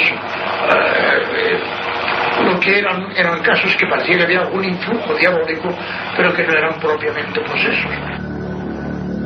Se habla de influjos diabólicos y de fenómenos muy concretos unidos a esto. Objetos que se mueven, ventanas que se abren y se cierran, vasos que estallan, fenómenos que ahora nuestros expertos van a comentarnos. Podrían verse desde el punto de vista de la parapsicología, pero que ocurren en esas habitaciones donde el exorcista, como es el caso de Pedro Suñer, tiene que acudir, como en la película, solo que en la realidad, solo que en España. Escuchamos esos fenómenos de infestación. Objetos que se rompen sin ningún motivo, puertas que se cierran sin que haya ningún aire, etcétera, etcétera, cosas así, ¿no? Cuadros que se caen y están perfectamente colgados y se caen, fenómenos así que se dan. Estos son un poco más frecuentes que las posesiones. Sacerdote con una ventana abierta, hablando con una persona de estas, y de repente, sin ningún aire ni nada, la ventana cerrarse estrepitosamente. Cosas así, ¿no? Fenómenos de estos, movimientos de objetos, o una vez también, cosas que se mueven sobre una mesa, o que se rompen estrepitosamente, un vaso que está ahí tan tranquilo, como ahora puedo ver que la gente explota, cosas así. Cosas así, ni más ni menos. Pedro Suñer, exorcista oficial de la diócesis durante muchos años de Barcelona. Santiago Camacho, en un lateral del estudio 1, asentía, son fenómenos que los que investigamos este tipo de historias, no precisamente por ejemplo del diablo, sí que nos encontramos con que aparecen no sabemos por qué, en una cuestión de fe, de religión aparentemente, surgen fenómenos parapsicológicos. Esto es así, Santiago, ¿qué explicación tendría? Hay una raíz común. Esto es así. De hecho, como muy bien decía el padre, y mostrando pues la tendencia de la Iglesia, que se toma extraordinariamente en serio este asunto, a pesar de que a veces parece mostrar cierta vergüenza o cierto reparo a la hora de hacerlo público, y lo lleva con tremenda discreción. La Iglesia, antes de realizar un exorcismo, ahora mismo lleva a cabo tremendas prevenciones, y de hecho hay una batería de pruebas psiquiátricas y de pruebas psicológicas que, si se hacen las cosas como se deben hacer previamente, el presunto exorcizado debe de pasar, debe de ser dictaminado como mentalmente sano y que tiene otro tipo de problema, para que pueda ser un problema religioso y no un problema médico. Y generalmente, cuando efectivamente con todas estas garantías se llega al momento del exorcismo, son sujetos que tienen un historial complejo dentro de lo que podríamos llamar la parapsicología, personas que a su alrededor, pues justo cuando empieza a manifestarse el problema, pues empiezan a darse lo que nosotros conocemos como poltergeist, empiezan a darse todo tipo de sucesos anómalos, desde funcionamientos extraños de los aparatos eléctricos, y como decía Carmen antes, incluso manifestaciones que podríamos ya asociar casi con otro tipo de cosas que no tienen nada que ver ni con la telequinesis, ni con otro tipo de manifestaciones paranormales que podrían ser desatadas por poderes ocultos de la mente, sino incluso manifestaciones fantasmales, manifestaciones de que a lo mejor el individuo está poseído, pero no tanto por el diablo, pero sí por una entidad no corpórea, por una entidad a lo mejor incluso demasiado apegada a él, un familiar muy querido, fallecido recientemente, que incluso puede agarrarse a ese ser querido en último extremo, incluso más allá de las fronteras de la muerte. Francisco Contreras ha hecho el libro Casas Encantadas, crónica de un siglo de misterio. El exorcista oficial de Barcelona nos cuenta que en habitaciones donde él ha estado, y ahora vamos a seguir escuchando y casi viviendo algunos documentos, ocurren fenómenos idénticos a los que, por ejemplo, tú describes en los inicios del espiritismo o en algunas casas. Exactamente igual. Yo creo que hay que diferenciar entre la tendencia de la Iglesia y cualquier otra tendencia animista, ¿no? De hecho, en el libro expongo que la Iglesia, en la época del medievo, hace las primeras actas para actuar en casas donde supuestamente hay duendes, ¿no? Esos duendes son maléficos, es decir, son diablos, ¿no? El cardenal Lambertini y el Papa Urbano IV son los primeros que hacen esas actas, que no son más que los bocetos de procesos para exorcizar. La fenomenología poltergeist está ahí. Y hay tradición en España de que cuando en una casa ocurren fenómenos de este tipo, movimientos que se mueven, objetos que se mueven solos, luces que se encienden y se apagan solas, cualquier tipo de fenomenología poltergeist, acudir al sacerdote. Y el sacerdote, desde una visión cristiana, apostólica romana, lo primero que le dice es que algo maléfico, después de investigar mínimamente el caso, está actuando. Es decir, no deja de ser una interpretación. Y yo sigo en mis 13, si me permites esta forma de hablar, y sigo pensando que seguramente en muchos de los casos de presuntos endemoniados y exorcismos se producirá una fenomenología poltergeist. Pero habría que investigar si no es el propio sujeto, de los que hablan los parapsicólogos científicos, los que desarrollan esa fenomenología, que se llama psicoquinesis espontánea recurrente. Casi nada el nombre, pero para definir una realidad que parece que está presente hace muchos años, hace muchos siglos, junto al ser humano.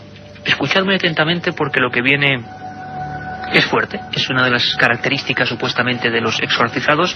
Nos lo recordaba esa película, la más terrorífica en mi opinión de todos los tiempos, la más extraña, la más maldita. Le dedicamos un programa solo a la película en una ocasión. Carmen Porter definía como xenoglosia o glosolalia la capacidad de hablar lenguas muertas o desconocidas, que el sujeto no tiene la posibilidad de aprender. Personas, por ejemplo, de un ambiente cultural pues muy limitado, que de repente hablan en latín. Luego vamos a escuchar a los exorcistas que han dialogado con estas personas. En esos casos se consideran verdaderos. Escuchad atentamente. Mirabile, ¿tú no crees? ¿Hablas latín? Ego te absolvo. Quod nomen mi est. Oyo. Quod nomen mi est. Graplín de Matana. ¿Cuánto tiempo piensas quedarte dentro de la viga? Hasta que se pudra y apeste bajo la tierra. ¡Mío, Marajeno! ¡Oh,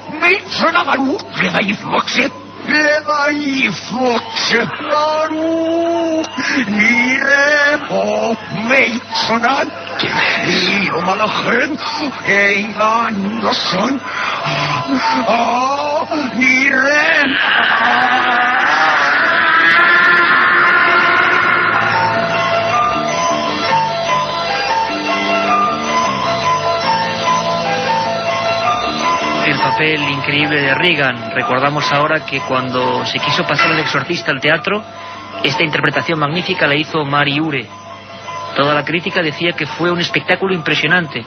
La crítica londinense decía que nunca alguien había interpretado en teatro tan bien a una posesa. Al día siguiente las noticias eran distintas. Mary Ure esa noche había aparecido con los brazos en cruz en su pequeño hotel de Londres. Muerte por causas desconocidas.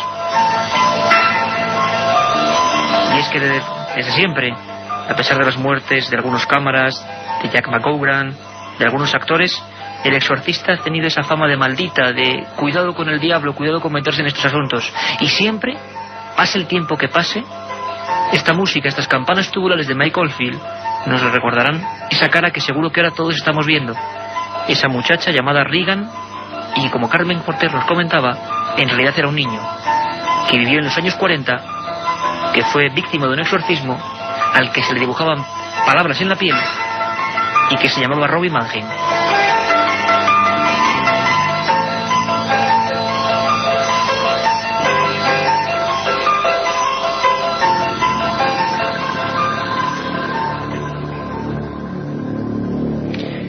Hablar lenguas desconocidas para el sujeto, lenguas muertas, xenoglosia. Carmen Porter, ¿quién era el padre Francisco de Paula Solá?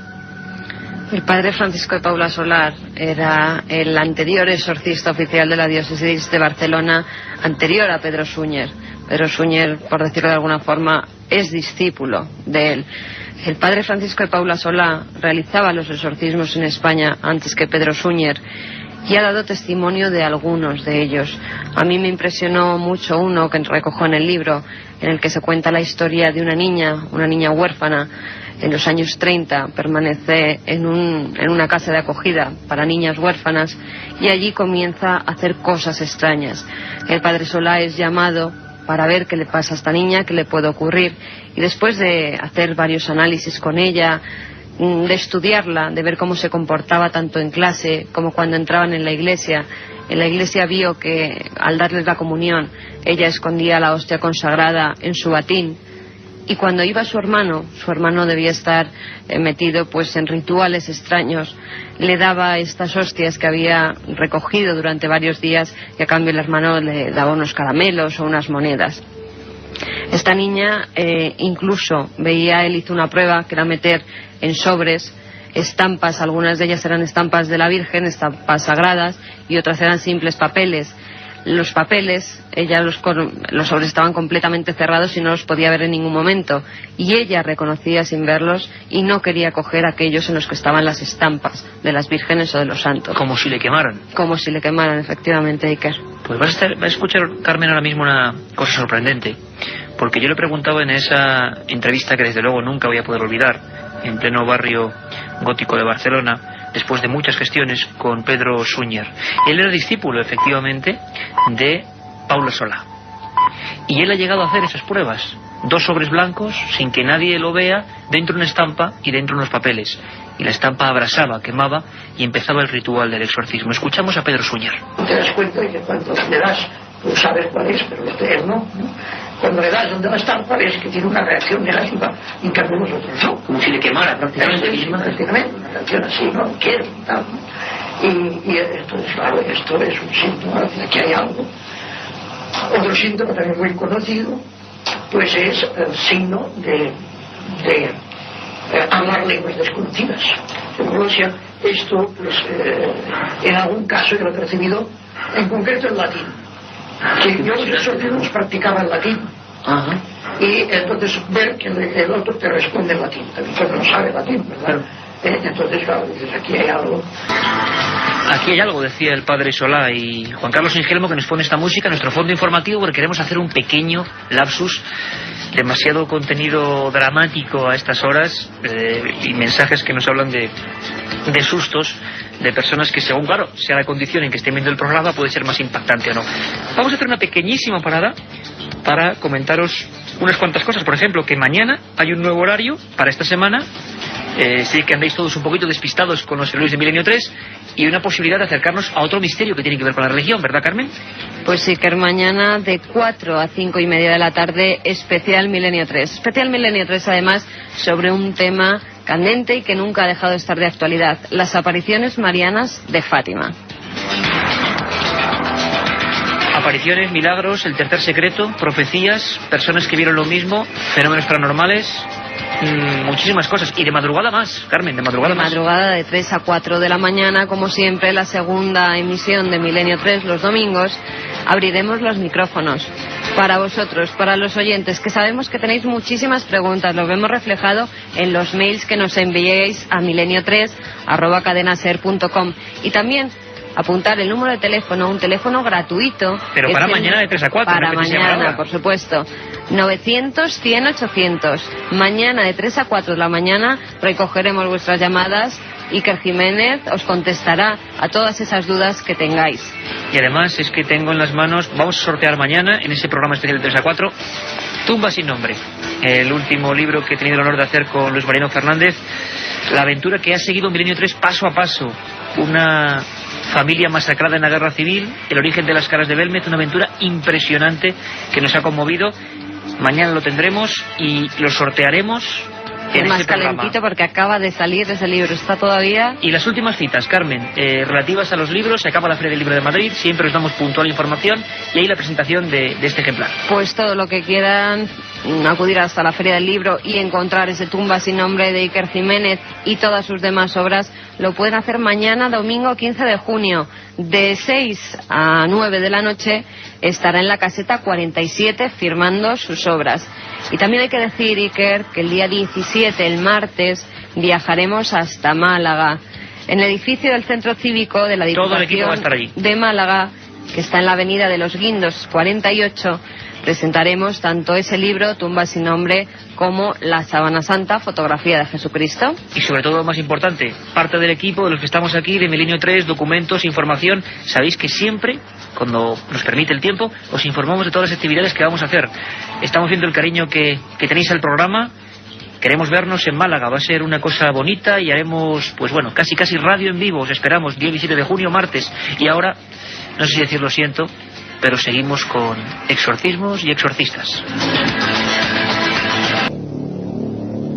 Hablábamos de un caso en Zaragoza, 1934, época anterior justo a la Guerra Civil, y Carmen, sin saber el corte que vamos a sacar, hablaba de ese truco que parece que tenían los exorcistas de aquella época, la doble estampa en el sobre, o la falsa estampa, y cómo afectaba a esta persona.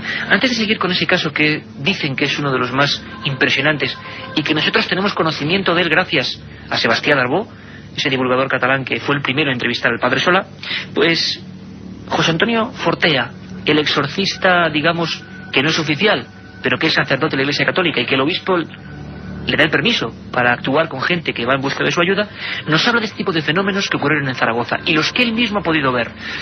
Son impactantes. ¿Escuchamos a José Antonio Fortea? Pero sí que hay un número pequeño de casos en que ocurren cosas más inusuales, que también aparecen en los evangelios. Y así yo pues he visto algún caso que llegaba a la parroquia y bueno, era entrar en la capilla y empezar a echar espuma por la boca, no baba, sino espuma, literalmente. Después el hablar lenguas extrañas, eso también es bastante común, lenguas conocidas, extranjeras y a veces desconocidas. Y lo que sí que ocurre en todos los casos, no en algunos, en todos, es que el sacerdote, cuando le da una orden en el nombre de Jesús, da lo mismo el idioma en el que hable. Yo suelo hablar en latín, y aunque sea una niña pequeña de 11 años, lo entienden. Y además obedecen al momento lo que les has ordenado con toda concreción. Hay casos incluso en que ocurren cosas más extrañas todavía. De las más extrañas de todas, por supuesto, es la levitación. En mi presencia ha ocurrido 2 veces. Que el cuerpo se pusiera rígido y de pronto pues se levantara sobre el suelo completamente. Poco, pero totalmente sobre el suelo. Es, digámoslo así, el fenómeno más extraño. Esto es Milenio 3, es la cadena SER. ¿Quién si no os va a poner las voces y los documentos de un tema absolutamente oscuro y prohibido? Eso es lo que nos gustan, dada circunstancia. Carmen, José Antonio Fortea nos habla de un caso, luego vamos a volver a escuchar documentos de esos exorcismos. Creo que es muy duro, pero bueno, por eso hemos reducido un poco la dosis de esos gritos que son reales y son espantosos, y esos momentos, ¿no?, que hemos podido grabar como periodistas, creo en un caso único. Carmen, levitaciones, sé que suena muy fuerte, pero en otros fenómenos que tú cuentas en Misterios de la Iglesia ocurren levitaciones, en un aspecto completamente divino, al revés.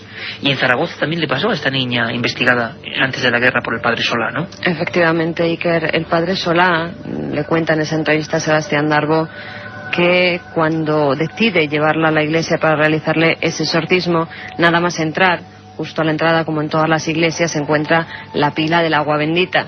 En ese momento coge agua y rocía a la niña con ella. Esta pega un salto tremendo porque es como si la quemara la piel. Incluso hay algunos casos de posesión en que los sacerdotes, al echar ese agua, luego se dan cuenta de que incluso hay marcas como pequeñas llagas que le ha hecho ese agua bendita, que para ellos es maldita, para los endemoniados. Hace poco con el doctor Frías, director del Instituto de Anomatopatología de Andalucía, es palabra difícil, nos confesaba que los estigmas, que casi sería un poco esto, reacciones casi mentales, ocurren de verdad. Puede que sean un fenómeno de fe o no, pero ocurren, puede haber un origen natural, y esta gente, aunque incluso a veces el agua no sea bendita, parece que creen, tienen tal fe, tal creencia, que parece que hay ampollas y auténticas quemaduras, ¿no? Pues a esta niña le ocurrió ese fenómeno, y justo cuando le echa el agua bendita, ella pega un gran salto y comienza a levitar por encima de los bancos que hay en la iglesia. Se desplaza a varios metros, el sacerdote acude hacia ella y allí mismo en la iglesia le realiza el exorcismo. Un exorcismo que duró varias horas, que según el propio sacerdote fue muy fuerte, eran convulsiones animalescas, unos gritos tremendos, como los que hemos oído en la primera hora prácticamente. Y después de eso, después de realizarle el exorcismo, la niña quedó sanada. Años después se volvió a encontrar con ella, no se acordaba de haber estado poseída ni de ninguna de las cosas que había realizado, y era una persona completamente normal, adulta y con una vida normal. Bueno, pues por lo menos eso nos queda, ¿no? Que los casos muchas veces, cuando ha ocurrido la acción de este exorcista, en este caso en Zaragoza, 1934, el caso que él más le impresionó, pues... Ese junto con otro, Iker, que se llevó a cabo en París también, y en el que pudo, según dice, le llamó un exorcista también de París, a ver si le podía ayudar. Llegaron allí y se encontraron con una chica joven que, según dice el padre Francisco de Paula Solá, llegó a caminar por el techo, y una cosa que le sorprende y que a la vez le admira es que la chica llevó una falda plisada bastante ancha, y que en ningún momento esa falda pues caía como sería normal por la ley de la gravedad. Por la ley de la gravedad, caía hacia abajo, igual que el pelo tampoco caía. Bueno, esto dice el padre Francisco de Paula Solá, que era el exorcista oficial nombrado por el Obispado de Barcelona. ¿Y qué podemos decir? Que evidentemente lógico no puede ser. ¿Qué ocurre? ¿Qué no ocurre? ¿Qué es la visión? ¿Qué es la sugestión? Estamos hablando con los exorcistas, oyendo sus voces concretas. El padre Fortea, año 2002, dice que hubo un caso que le marcó de por vida. Hemos escuchado en la primera hora algunos de los documentos de los gritos muy desagradables de esta historia que nosotros grabamos en una iglesia en Alcalá de Henares. Un caso que parece que siempre hay uno, como este de Zaragoza para el padre Solá, que marca al exorcista. En este caso Fortea nunca lo va a poder olvidar, hizo su tesis doctoral sobre el asunto y le escuchamos. Sí que podría decir de un caso que es el que más se alargó meses, y que los demonios que estaban en ella eran pues de los más altos de la jerarquía, porque los demonios tienen su jerarquía. Y en ese caso pues hubo desde unos alaridos más impresionantes que los impresionantes. Los alaridos que dan los posesos pueden llegar a ser muy espectaculares, pero en ese caso la verdad es que fueron todavía peores. Las convulsiones no es que fueran muy grandes, es que algunas eran imposibles. Ni un gimnasta podría hacer en el aire aquellas convulsiones que tuvo al recibir la comunión aquella chica. Y después pues se dio, por supuesto, conocimiento de lo que yo le ordenaba telepáticamente o le preguntaba. Yo le dije en un momento dado mentalmente: recita los últimos 5 versículos del Apocalipsis. Se quedó la persona callada y al cabo de 2 minutos dijo con una voz muy fea, dijo: no me gusta el Apocalipsis, con lo cual había entendido lo que yo le había preguntado mentalmente. Diálogos con una cosa extraña, psiquiatras como Enrique Montalet Duro, como el doctor Gaona, quien nos acompañó a uno de estos exorcismos, se quedaron muy impresionados. El doctor Gaona nos decía incluso que, claro, que eran fenómenos curiosos, pero que podrían englobarse dentro de una cosa que todavía la psiquiatría, que unos piensan que es ciencia exacta y exacta no tiene nada, pues todavía no llega a comprender. Parece que hay estados alterados de la mente, de la conciencia, que generan estos fenómenos. Y luego las interpretaciones de cada uno.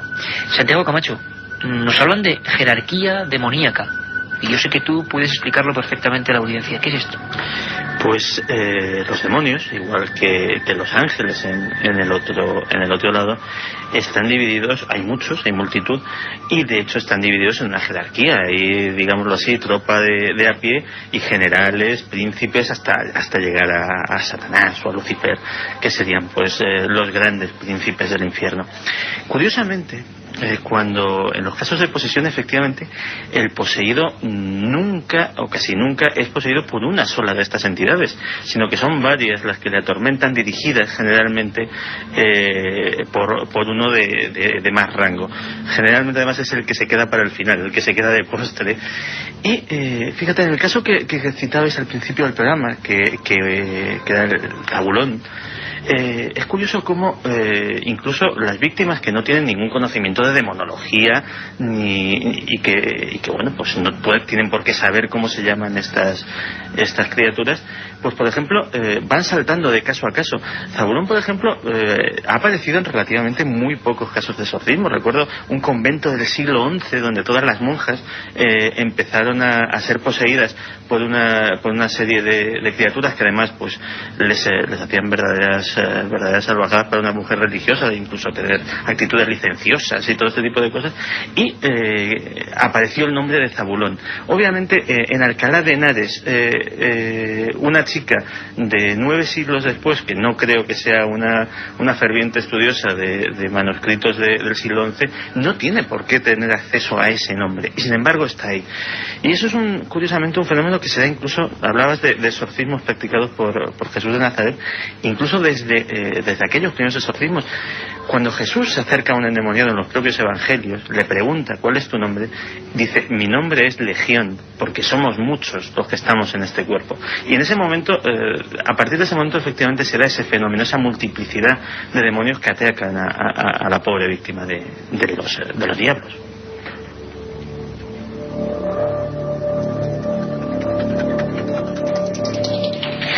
¿Qué viste tú, Carmen, en aquel exorcismo? Vamos a volver a escuchar algunos documentos con aquella niña en aquel lugar. ¿Qué es lo que más te llamó la atención de todo el proceso, a oscuras, con unas colchonetas, la cruz de fondo? Quizá, según el psiquiatra Gaona, ¿se podía hacer eso de volver los ojos en blanco? A mí lo que más me impresionó personalmente, y aparte de horas y horas, claro, de estos gritos, ¿a ti personalmente qué es lo que más te impresionó? Realmente, Iker, cuando entramos yo no sabía lo que iba a haber ahí dentro, pero lo que sí te puedo decir es que los gritos que hemos escuchado, esos gruñidos en algunos casos, eran realmente espectaculares. Cuando detrás de la puerta el sacerdote nos dice: ya podéis entrar, y vemos esa escena, una capilla completamente a oscuras, tan solo iluminada por unas tenues velas, y una chica en una colchoneta retorciéndose literalmente, con los ojos, como bien has dicho, completamente en blanco, y que emitía pues esos gruñidos. A mí los gritos fueron los que se me quedaron en la mente, y la escena de 4 personas sujetando a esa niña y no podían con ella. Algo extraño pasaba. Según el psiquiatra del que íbamos acompañados, podía tratarse de histeria un caso muy extremo de histeria que le hacía mantenerse también durante casi 4 horas, que fue lo que duró el exorcismo, con los ojos completamente en blanco, y que todos pudimos ver porque no salimos en ningún momento del sitio. También me impresionó la madre, esa madre que estaba continuamente de rodillas en el suelo junto a su hija y que no hacía más que rezar y pasar estampas de la Virgen por el cuerpo de su hija. Francisco, fenómenos que curiosamente hemos visto en otros aspectos: ojos en blanco, éxtasis, pero esto no es lo mismo que ocurre, por ejemplo, en las apariciones supuestamente de la Virgen. Los mismos trances, la fenomenología, la casuística, es exactamente igual.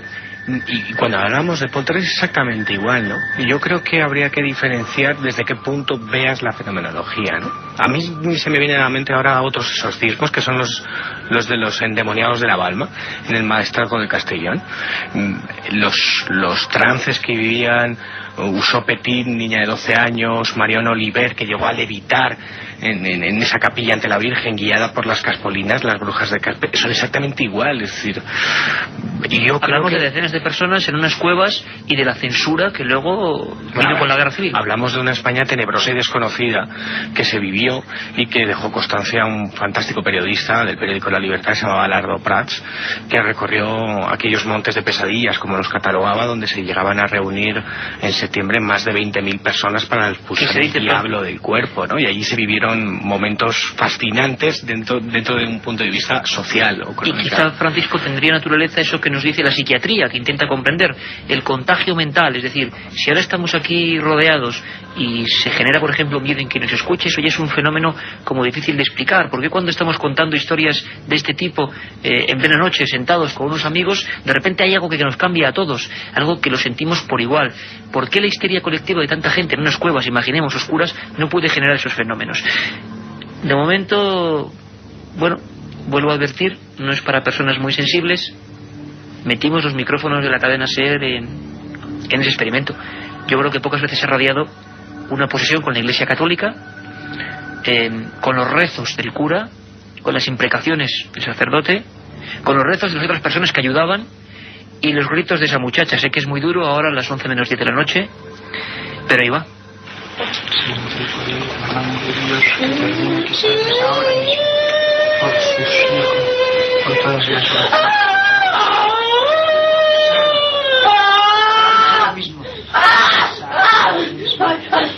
Sal es una orden.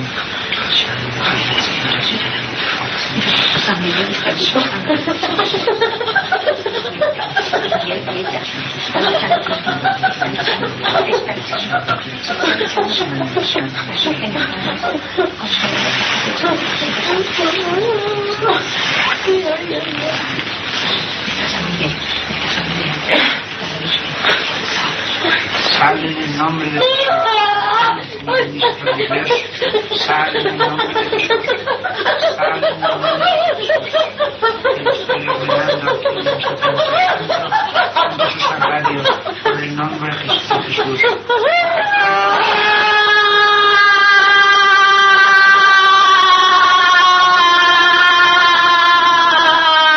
Y el grito continúa durante minutos. Ahí estuvimos, le pedimos a nuestro compañero Juan Carlos Ingelmo que vaya poniéndolo de fondo, pero Milenio 3 pone todos los documentos que tiene y podríamos poner muchos más y más duros. Es estar dentro de un exorcismo real de la Iglesia Católica hoy, en el año 2002, ocurrió hace apenas un año y allí estuvimos y nunca se había emitido. Fenómenos realmente inexplicables, absurdos, que puede que la psiquiatría tenga mucho que decir, evidentemente, pero que según la religión son otra cosa. Las normas concretas, Carmen, que el sacerdote punto por punto tiene que hacer cuando se encuentra, por ejemplo, con un caso como este, que el sacerdote dijo que este sí que era de ese mínimo porcentaje que considera posesión y que hace que el obispo redacte una especie de acta de investigación y en total secreto se realice. No sabemos cuántos se realizarán en España. No hay cálculos ni censos sobre este fenómeno y muchos dicen que todo esto está en el Vaticano. Volveremos ahora al Vaticano. Carmen, ¿cuáles son las normas?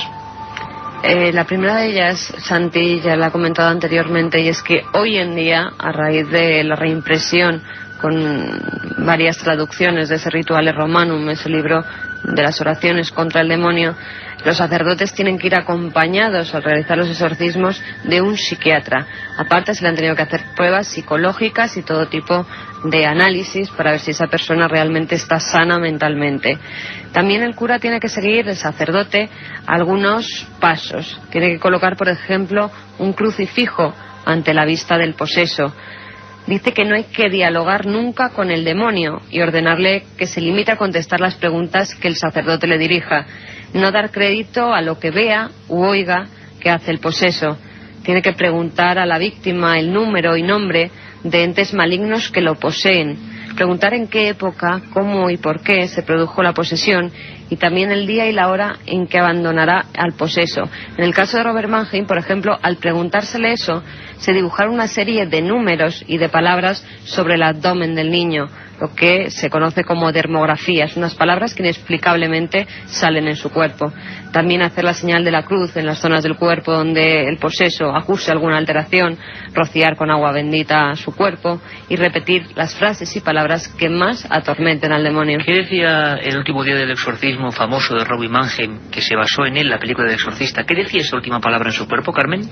Una de ellas decía Hell, infierno. Y la otra salida, éxito. Un viaje en busca del misterio. Milenio 3, en la SER.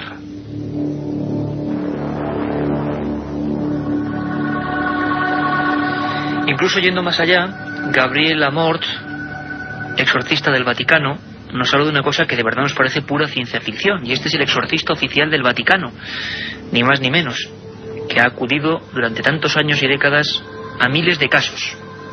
Podéis seguir escribiendo, aunque ahora mismo ya vamos a repasar algunos de los mails que nos han llegado a milenio3@cadenaser.com para que Santiago, Francisco o Carmen nos den alguna de sus opiniones. Sabemos que la verdad en estos temas todavía menos no es nada certera. Ahí los trae Carmen, un buen fajo.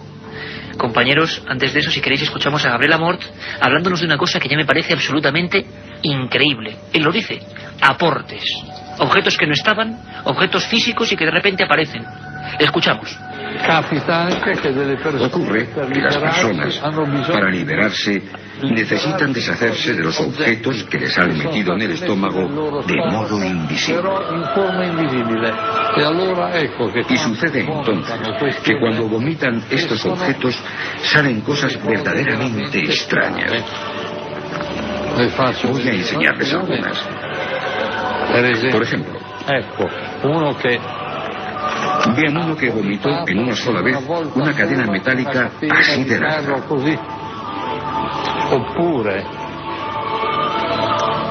Esto es una relaza, muchas pilas, clavos, pilas, llaves, o sea, objetos varios que son vomitados. Y yo me he dado cuenta que estos objetos se materializan en el instante en que salen de la boca. Si uno hubiese hecho una radiografía del estómago de aquella persona antes del exorcismo, no habría visto nada. Bueno, realmente impactante lo que cuenta Gabriel Amort. Son sus palabras de una persona que, claro, algunos dicen que esto puede enloquecer a alguien, tanta presión, imagino, al acudir a este tipo de enfermos. Como siempre, cada uno dice sus palabras y vosotros opináis. Milenio 3, con número @cadenaser.com. Sobre este tema y muchos otros temas, pero centrémonos en el asunto que nos ha tocado. Tenemos pocos minutos, pero hay que resolver algunas dudas con nuestros invitados. Carmen. Elena nos pregunta, primero nos felicita por el programa, dice que ha tenido mucho miedo, pero que está interesada en saber si es lo mismo una posesión demoníaca que una obsesión demoníaca. ¿Y por qué no le contestas tú? Pues sí, si quiere le contesto, no es lo mismo. Una obsesión es estar obsesionado tú mismo con que tienes el demonio en el cuerpo, con que parece que todo a tu alrededor va mal, y es precisamente por esa influencia maléfica, por ese ser, que en teoría presuntamente puede ser el demonio, y en cambio la posesión es cuando verdaderamente se dan todo, pues algunos de los síntomas que durante el programa hemos relatado. O sea que la Iglesia dice que unos son explicables, digámoslo así, por la psiquiatría, es decir, que habría alguna serie de fenómenos, no lo que hablaba antes el padre Suñer, vasos que se rompen, puertas que se abren, y una persona que se cree endemoniada, que puede dar de sí un montón de fenómenos, y otra es la que supuestamente, siempre según la Iglesia, es la endemoniada. Otra pregunta, Carmen. Paco nos pregunta que dónde hay que acudir en el caso de que se piense que una persona puede estar posesa o poseída por algún ente maligno. Francisco, esta es un poco complicada, ¿no? Pero yo vamos. voy a sacar mi parte más ácida. Yo creo que ante situaciones extrañas lo primero que debería hacer es ir al psicólogo, al psiquiatra, ¿no? No vaya a ser... Lo malo es que mucha gente que cree en esto no cree en los directamente va al curandero, ¿no? Como en el caso del Albaicín o en el caso de Almansa. Y ahí sí que habría que advertir, ¿no, Francisco? Hombre, esto es como todo, el misterio tiene las dos caras, ¿no? La del fraude y otra que es la propiamente insólita. Y yo recomendaría a todo el mundo que directamente fuera al médico, ¿no? Al psicólogo, al psiquiatra. Que acudieran al obispado de sus ciudades, porque también los sacerdotes en muchos de estos casos tienen perfecta psicología para decirle dónde debe acudir esa persona o si realmente se están enfrentando a un caso extraño. Es importante ver la evolución un poco también de la Iglesia, de que en el siglo XII se quemaba a alguna gente o se exorcizaba de una forma brutal, y ahora al menos se va con un psiquiatra y muchas veces... Vamos con otra, Carmen. Pues esta es para Santiago Camacho. ¿Conoces tú personalmente algún caso de exorcismo, el que más te haya impresionado? Pues ha habido muchos, sobre todo en Estados Unidos. Posiblemente los más impresionantes sean... recuerdo un pastor anglicano allí que llegó ni más ni menos que exorcizar a toda una población de Tennessee. No me recuerdo el nombre, pero vamos, si es imprescindible.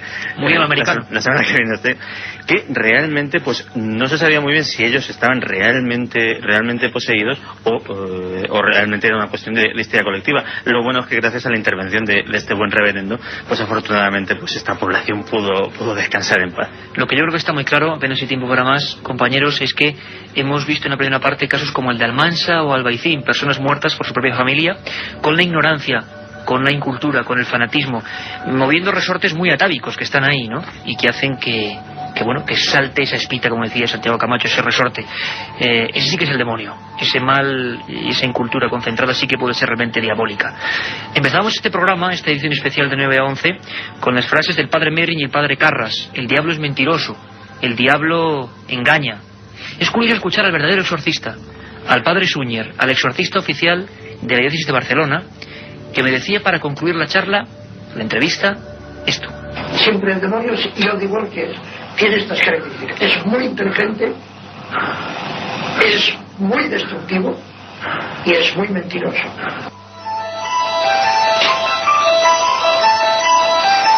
Lo decían los exorcistas, Pedro Suñer, hemos hablado del padre Solá, hemos hablado del padre Fortea, los que todavía hoy, y del Gabriel Amort, exorcista del Vaticano, que parece que siguen ofreciendo pues la imagen de un medievo que todavía no se aleja. Exorcistas hoy, ellos siguen ahí y dicen que los casos aumentan. Nosotros, desde luego, recomendamos prudencia, que no ocurra como en Almansa o en Albaicín, no dejemos paso a esa ignorancia, y quizá la psiquiatría en un futuro nos aclare muchas cosas.